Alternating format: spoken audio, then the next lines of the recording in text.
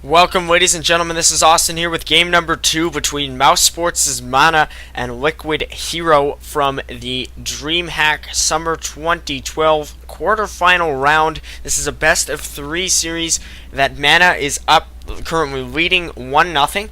And I did my research further after the last cast, after I casted game number 1, and found out that entering this series, HerO was 20-0, because there's 3 group stages in DreamHack, and then HerO had one round, or I believe 2 elimination rounds before actually reaching this point. So that's very interesting that his first game dropped was in this series. That must have been a pretty surprising event.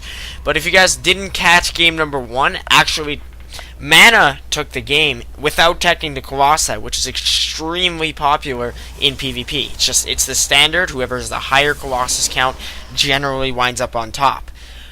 That wasn't the case, because it was a back and forth kind of positional engagement scenario, and MaNa was able to come out on top because he invested in Dark Templar. HerO scouted it and had a good number of observers, but MaNa was able to pick off his opponent's observer as he pushed in. They were kind of teetering back and forth on the edge of an engagement, and as soon as that observer went down, HerO had no detection. He lost all of his forces, and MaNa was able to win. MaNa used Blink very well, picked off stock Colossi that were out of position, and just cost his opponent a lot of money. Both players were denied expansions, so it was essentially a one-base game.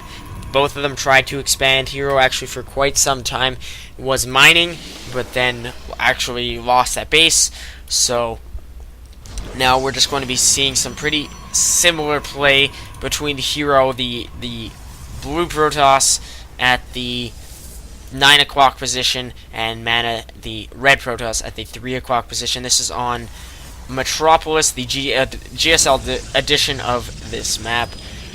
We do have these creep tumors here on the island expands with the nice little GSL logo. Kind of looks like G5L, but anyways, MaNa just getting his cybernetic core in sync with HerO, so I don't know exactly what to expect. I mean, MaNa decided to try that unconventional strategy.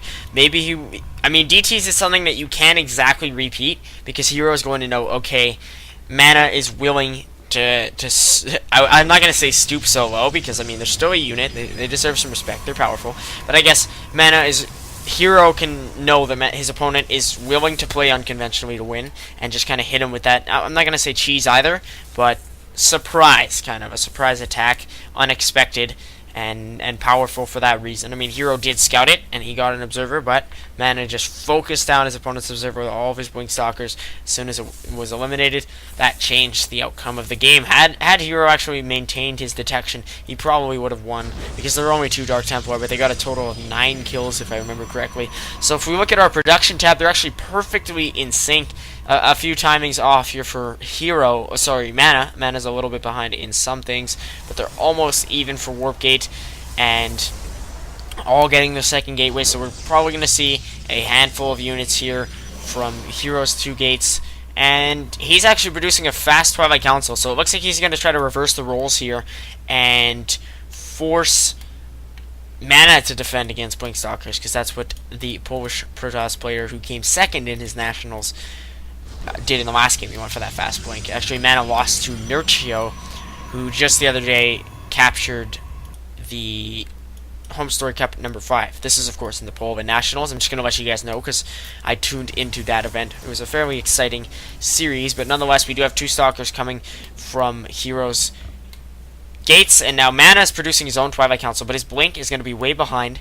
So let us see what MaNa has seen. Actually, no, what HerO has seen. He's only seen those gates, and his opponent has not seen the Twilight Council. So neither player has scouted the Twilight Council. MaNa going to deny this proxy pylon here with just 1 Stalker, even though his opponent does have another one moving out. Actually, he's warping in too, so this is not going to get denied.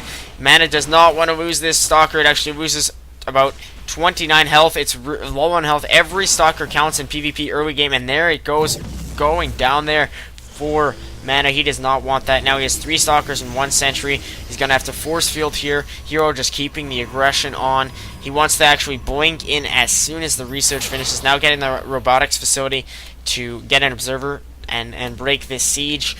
HerO just forcing a force field out of MaNa. He only has one sentry. He's now been forced to warp in another. So HerO is going to establish actually has established a forward proxy pylon, and is going to have his blink way faster. There's a force field. The Zealot trapped. Didn't even get one hit off on his opponent's troops before falling. And now here is the robotics facility on the way. So blink is going to finish for MaNa. It's already done for HerO, but I think really if HerO can get a strong blink up into the main, he will be in good standing. These sentries actually do not have enough energy for force fields, and it looks like HerO's just going to push right in here. No, he's forced back.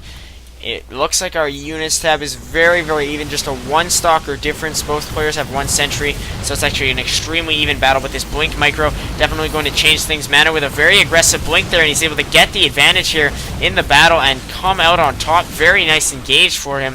Even with HerO's blink micro, he was trapped by this force field. MaNa was able to get an excellent surround with all of his stalkers, and now he's forced his opponent back, and this pylon right here is vulnerable, and I believe that MaNa does know about the second one. He knows about this one over here, so if he's able to deny both of them, that will bode very well for him, potentially supply blocking his opponent and forcing an extra 200 minerals out of him to recuperate those lost resources. And now there's just a handful of blink stalkers here.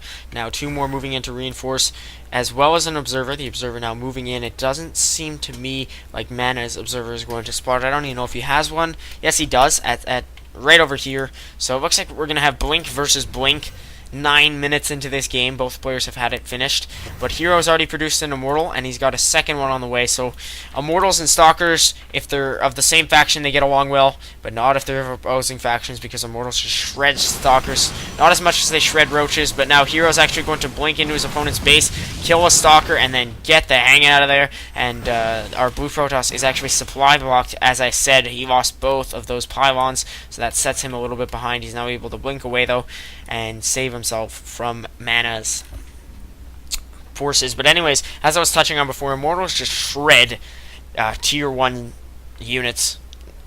Well, tier 1 armored units like the Marauder, Roach, and Stalker. Immortals just hard counter. Less so the Marauder, but definitely the Roach and the Stalker is in there for sure. One Stalker actually caught out of position there from HerO.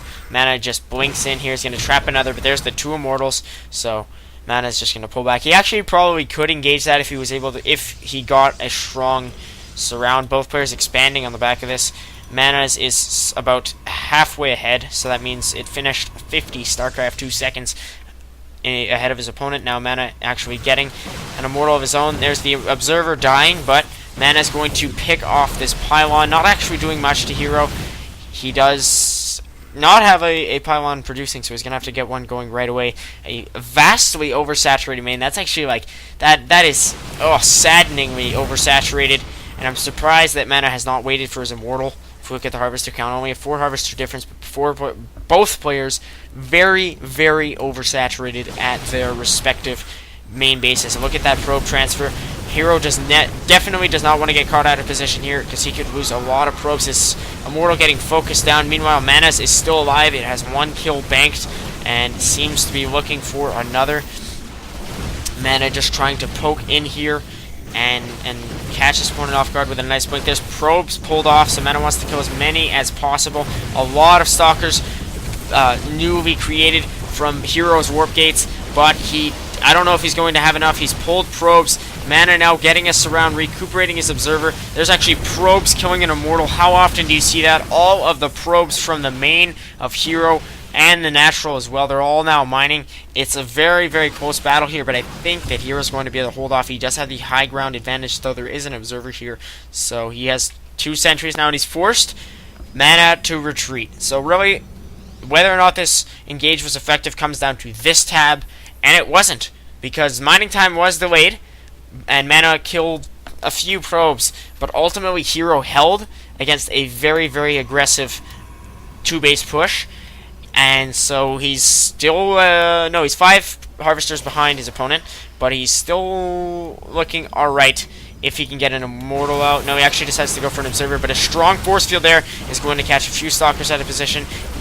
MaNa actually is really strong Blink Micro though, so the army supply tab definitely favoring MaNa by 13. So HerO definitely just wants to warp in. I said definitely twice, my bad. HerO just wants to warp in as many units as possible. There he has them coming. I don't know how this is going to bode though from HerO. He's forced to pull probes yet again, and it looks really grim for him right now.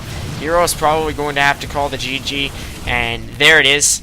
So that's that, ladies and gentlemen. That wraps up our game with MaNa taking it off of a strong 2-base push, and that's all. Thank you very much.